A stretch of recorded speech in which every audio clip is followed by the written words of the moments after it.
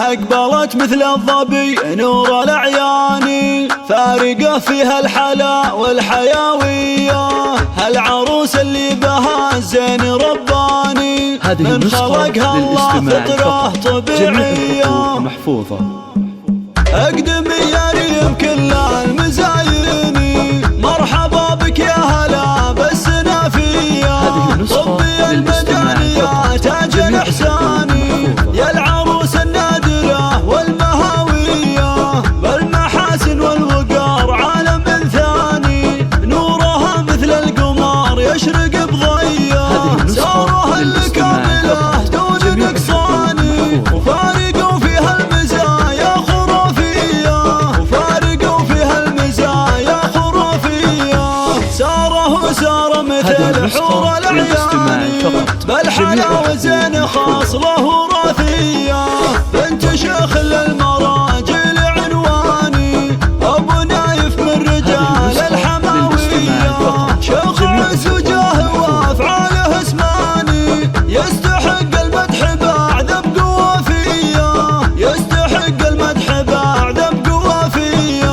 وأمكم نايف لها قدر وشاني، شيخة في طيبها دوم مارية، أشهد إنها مالكة زين وخصالي، أم نايف والمحاسن مثالية، والأخوان صقور دربين الأيماني، مشعل وخالدهم شيوخ الكبارية، والخوات بالنور والحسن بدراني، الهنوف وريم أوصاف حورية، يا عسى مبروك يا نجم مزداني، جعلها فرحة عمر يا السنافية، جعلها فرحة عمر يا السنافية،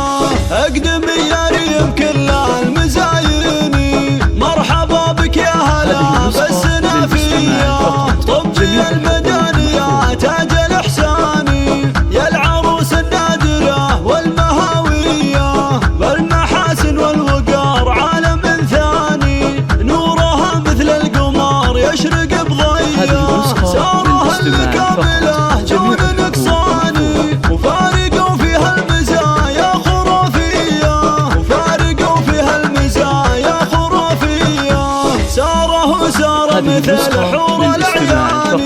بالحلا وزين خاص له راثية، بنت شيخ للمراجل عنواني، أبو نايف من رجال الحماوية، شيخ عز وجاه وأفعاله اسماني، يستحق المدح بعد بقوافية، يستحق المدح بعد بقوافية، وأمكم نايف لها قدر وشاني، شيخة في طيبها دوم مارية، أشهد إنها مالكة زين وخصالي، أم نايف والمحاسن مثالية، والأخوان صقور دربين الأيماني، مشعل وخالدهم شيوخ الكبارية، والخوات بالنور والحسن بدراني،